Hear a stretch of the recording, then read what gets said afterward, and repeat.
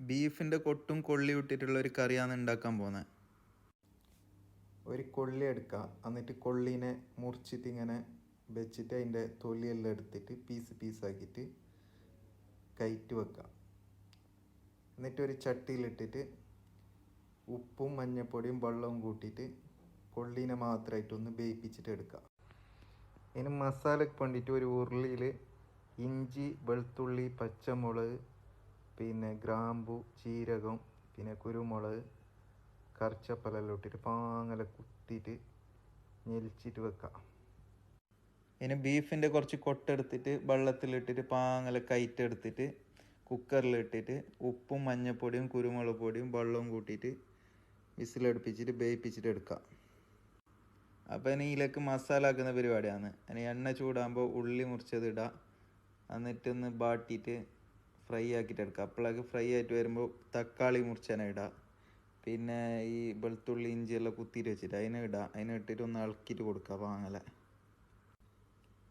കപ്പ വെന്തിട്ട് റെഡി ആയിട്ടുണ്ട്. അങ്ങനെ ഒരു പാത്രത്തിലേക്ക് ഊറ്റിയിട്ട് എടുത്തിട്ട് മാറ്റി വെക്കുന്നു വയ്യിടാൻ. ബീഫും വെന്ത് വന്നിട്ടുണ്ട്. അങ്ങനെ ബീഫിനെ എടുത്തിട്ട് ഈ മസാലയ്ക്ക് ഇട്ട് കൊടുക്കാം.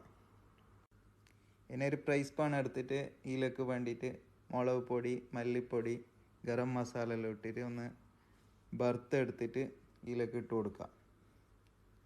എന്നിട്ട് ഈ കപ്പനും എടുത്തിട്ട് അതിലേക്ക് ഇടാം. എന്നിട്ടൊന്ന് മിക്സ് ആക്കിയിട്ട് കുറച്ച് കറിച്ചപ്പല, മല്ലിച്ചപ്പ് എല്ലാം ഇടാം. വെള്ളം ഒഴിക്കാം, ഉപ്പ് പാകം നോക്കിയിട്ട് ഇടാം. എന്നിട്ടൊന്ന് പാങ്ങല പിന്നെ അതിലേക്ക് കുറച്ച് തേങ്ങ ഇങ്ങനെ ഇട്ട് കൊടുത്തിട്ട് ഒന്ന് ഇളക്കിയിട്ട് പാങ്ങല ഒന്നും കൂടി തിളപ്പിക്കാം. അങ്ങനെ കടകാര്യമായിട്ട് തിളപ്പിച്ചിട്ട് നമ്മളെ കറിയെല്ലാം ഒന്ന് ടൈറ്റായിട്ട് സെറ്റായിട്ട് വന്നിട്ടുണ്ട്. ഇതിലേക്ക് കുറച്ച് മല്ലിച്ചപ്പെല്ലാം വേറിയിട്ട് കൊടുക്കാം. എന്തോ ഒരു മണന്നെ വന്നിട്ടുണ്ട് കാര്യമായതിനെ.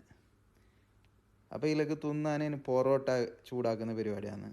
ചട്ടി എടുത്തിട്ട് വെച്ചിട്ട് അതിലേക്ക് പൊറോട്ട ഇടാം. പൊറോട്ടനെ തിരിച്ചിട്ടും മറിച്ചിട്ടും ഇട്ട് കൊടുത്തിട്ട് വേവിപ്പിച്ചിട്ട് എടുക്കാം ചൂടാക്കിയിട്ട്. എന്നിട്ട് പൊറോട്ടനെ മാറ്റിയിട്ട് പാങ്ങല കുത്തിയിട്ട് ഇങ്ങനെ അടിക്കാം, പാങ്ങല അടിച്ചെടുക്കാം. ഇനി പിന്നെ തിന്നുന്ന പരിപാടിയാണ്. കറി വിളമ്പിയിട്ട് ഈ പൊറോട്ട എടുത്തിട്ട് അതിൽ നിന്നൊരു കണ്ടം കട്ടാക്കിയിട്ട് എടുത്തിട്ട് ഇതിലേക്ക് മുക്കിയിട്ട് ഈ ബീഫിൻ്റെ കൊട്ടിൻ്റെ ഇതും കൊള്ളിൻ്റെയും പീസെല്ലാം എടുത്തിട്ട് ഇങ്ങനെ തിന്നാൻ എന്തോ ഒരു പാങ്ങിനെ. ഒന്ന് ട്രൈ ആക്കി നോക്കി. വീഡിയോ ഇഷ്ടമായെങ്കിൽ ലൈക്ക് ചെയ്യുക, സബ്സ്ക്രൈബ് ചെയ്യുക.